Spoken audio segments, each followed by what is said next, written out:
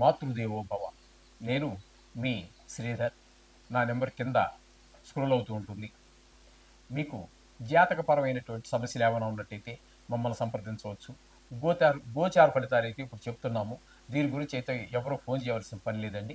ఇందులోనే అన్ని రాసులు చెప్పుకోవడం జరుగుతుంది. వాటిలో చూసుకోండి. జాతకానికి మాత్రమైతేనే మాతో సంప్రదించండి. ఇకపోతే ఇప్పుడు మనం చెప్పుకోబోయే అంశం ఏంటంటే మే నెలలో మే నెల 2025 సంవత్సరంలో ద్వాదశ రాశుల వారికి ఏ ఏ విధమైనటువంటి ఫలితాలు ఉంటాయి అనేటువంటిది తెలుసుకునే ప్రయత్నం చేద్దాం.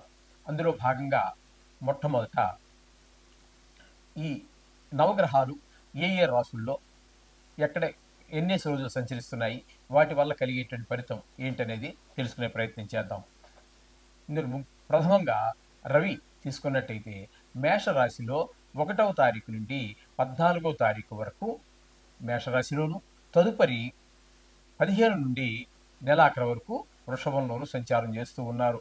తదుపరి గురువును సంచారం తీసుకున్నట్టయితే మే 9 వరకు ఇక్కడ గురువు గారు వృషభంలో సంచారం చేస్తున్నారు.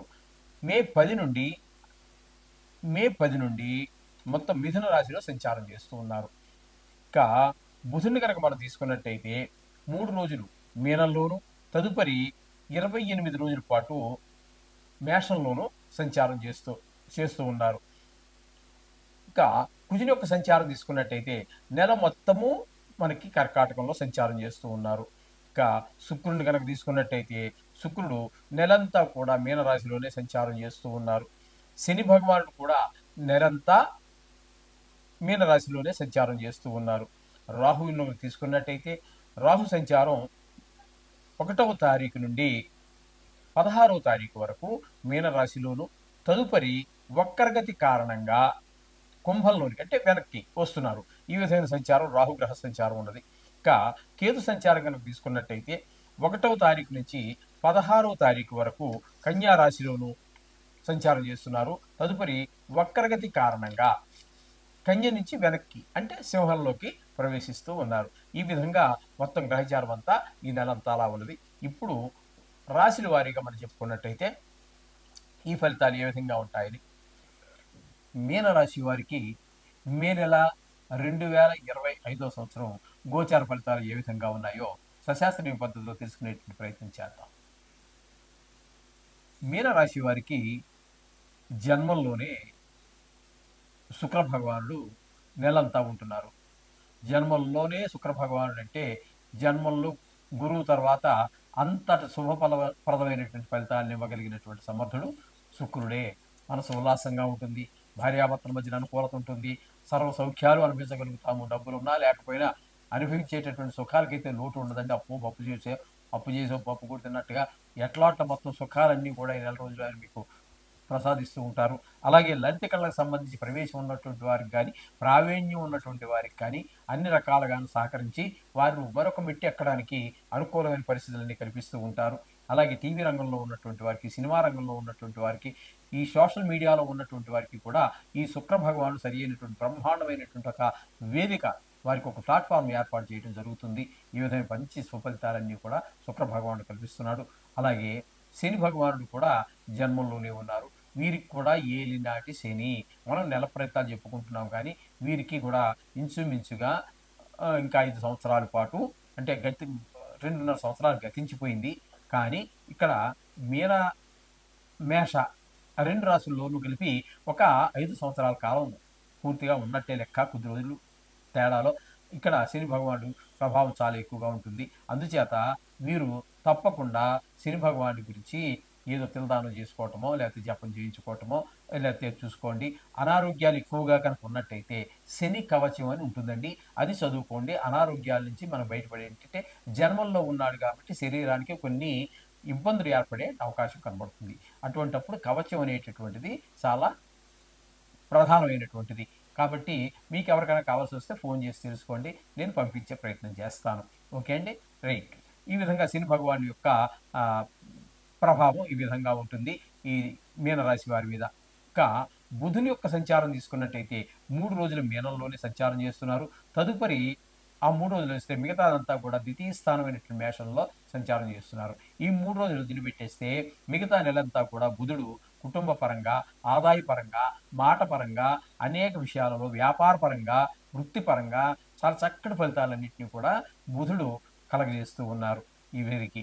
ఇకపోతే రాహుగ్రహం యొక్క సంచారం జన్మంలో 16 రోజులు, తదుపరి వ్యయ స్థానంలోకి మారిపోతున్నారు. ఇక్కడ జన్మంలోనూ ఆయన శుభప్రదమైన ఫలితాలు ఇవ్వజాలరు. ది వ్యయ స్థానంలో ఉన్నప్పుడు ధనం వ్యయం అయిపోవటం అనేటువంటి ఖర్చు, మనోవిచారం, కళతర నష్టం, అంటే కొంతమందికి భార్య వియోగం ఏర్పడేటువంటి అవకాశం ఉంటుంది. కారాగార శిక్ష పడే వాళ్ళు ఉంటారు. ఎందుకంటే కోట్ల మందికి సంబంధించినటువంటి వ్యవహారం కాబట్టి ధన నష్టం జరిగే అవకాశం ఉంటుంది. ఈ విధమైన ఫలితాలన్నీ కూడా వ్యయ స్థానంలో ఉన్నప్పుడు జరుగుతూ ఉంటాయి. ఇకపోతే మీనంలో ఇక రవి యొక్క సంచారం తీసుకున్నట్టయితే ద్వితీయ, తృతీయ స్థానాల్లో 15 రోజులు సంచారం చేస్తున్నారు.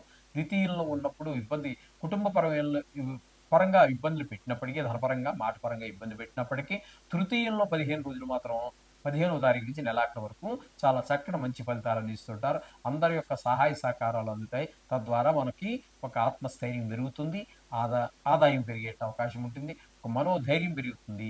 ఈ విధమైన ఫలితాలన్నీ కూడా తృతీయ స్థానంలో రవి యొక్క సంచారం వల్ల కలుగుతూ ఉంటుంది. అలాగే గురువు యొక్క సంచారం తీసుకున్నట్టయితే తృతీయ, చతుర్థ స్థానాలలో గురువు యొక్క సంచారం జరుగుతోంది. అయితే ఇక్కడ గురువు యొక్క సంచారం తృతీయంలో కానీ, చతుర్థంలో కానీ ఏ విధమైన శుభ ఫలితాలను ఇవ్వజాలదు. ఇక్కడ తృతీయంలో ఉన్నప్పుడు ఎవరు సహాయ సహకారాలు అందవు ఒక 9 రోజుల పాటు. తదుపరి నెలంతా కూడా మనకి గురువు చతుర్థ స్థానంలో, అక్కడ మీరు ఇంటికి సంబంధించి, వాహనానికి సంబంధించి, గృహానికి సంబంధించి, స్థలానికి సంబంధించి ఇటువంటి వాటిల్లోనూ వారికి మీరు ముందుకు వెళ్ళాలన్నా వెళ్ళలేకపోతుంటారు. దాన్ని కనీసం రిపేర్ చేయించాలన్నా కూడా ఒక స్టెప్ ముందుకు పడదండి. ఈ విధమైన పరిస్థితులు ఉంటాయి. ముఖ్యంగా ఈ రియల్ ఎస్టేట్ చేసేటటువంటి వారికి గురువు యొక్క కృప లేని కారణంగా వారికి వ్యాపారం పెద్దగా జరిగేటటువంటి అవకాశాలు తక్కువగా ఉంటాయి. అటువంటి వారు గురికి ప్రత్యేకమైన పూజలు చేసుకోండి. అలాగే 5వ స్థానంలో కుజుడు సంతానం మీద దుష్ప్రభావాలు చూపిస్తూ ఉంటారు. వాడి చదువు మీద శ్రద్ధ తక్కువ, ఆటల మీద శ్రద్ధ ఎక్కువ, తద్వారా కొన్ని గాయాలు చేసుకోవటము, కొంచెం వయసు పిల్లలు అయినట్టయితే కొంచెం చెడు స్నేహాలు పట్టేటువంటి అవకాశం కూడా ఉంటుంది. వారి మీద ఒక దృష్టి పెట్టుకోండి. ఈ విధమైన ఫలితాలన్నీ కుజుడు వల్ల కలుగుతూ ఉన్నాయి. ఇకపోతే కేతు యొక్క సంచారం తీసుకున్నట్టయితే 7, 6 స్థానాల్లో సంచారం చేస్తున్నారు. 7వ స్థానంలో 16వ తారీఖు వరకు ఉంటారు. ఆ సమయంలో భార్యాభర్తల మధ్యన, భాగస్వామ్యంలో వ్యాపారం చేసుకునే వారి మధ్యన కొన్ని ఇబ్బందికరమైన పరిస్థితులు ఏర్పడతాయి. తదుపరి నెలంతా కూడా 6వ స్థానంలో సంచారం చేస్తున్నారు. 6వ స్థానం సంచారం మాత్రం శుభప్రదమైనటువంటి ఫలితాలు ఉంటాయి. నిజం చెప్పాలంటే ఈ మీన రాశి వారికి ఈ సంవత్సరంన్నర కాలం పాటు ఈ కేతు అనుకూలమైనటువంటి ఫలితాలే ఇస్తారు. ఈ నెలనే కాకుండా మనం చెప్పుకుంటుంది నెల ఫలితాలు కాబట్టి నెల గురించి చెప్పుకుందాము. ఇక్కడ ఏ విధమైన శుభప్రద ఫలితాలు అన్నట్టయితే ఆరోగ్య విషయంలో బాగుంటుంది. రుణాలు కావాలంటే దొరుకుతాయి. మీరు ఎవరికైనా రుణపడి ఉంటే తీర్చేస్తారు. ఆర్థికంగా బాగా నిలదొక్కునేటడానికి అవకాశం ఏర్పడుతూ ఉంటుంది. గోచార రీత్యా కేతు గ్రహం 6వ స్థానంలో సంచారం వల్ల ఈ విధమైనటువంటి ఫలితాలన్నీ ఏర్పడుతూ ఉంటాయి. అయితే కొన్ని గ్రహాల అనుకూలత, కొన్ని గ్రహాల ప్రతికూలత సర్వసహజం. కాబట్టి దీని గురించి మీరు పెద్దగా బాధపడక్కర్లేదండి. జాతకం రాయించుకోండి. దీనికి దానికి అనుసంధానం చేసి చూసుకుందాం. అప్పుడు రెండూ కలిసి, ఒకటి అనుకూలంగా ఉండి ప్రతికూలంగా ఉంటే ఒక రకంగా ఉంటుంది. రెండు ప్రతికూలంగా ఉన్నాయనుకోండి కొంచెం బాధలు ఎక్కువగా ఉంటాయి. ఒకటి అది జాతకం బాగుండి ఇది ఉన్నప్పుడు దీని ప్రభావం చాలా తక్కువగా ఉంటుంది.